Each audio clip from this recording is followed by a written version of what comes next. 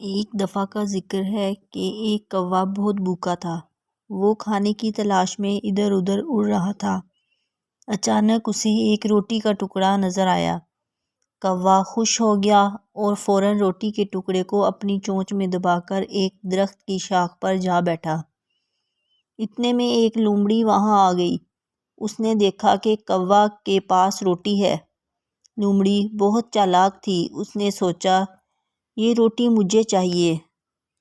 لومڑی نے کوے سے کہا، واہ کوا جی، آپ کی آواز کتنی خوبصورت ہے، کیا آپ میرے لیے ایک گانا گائیں گے؟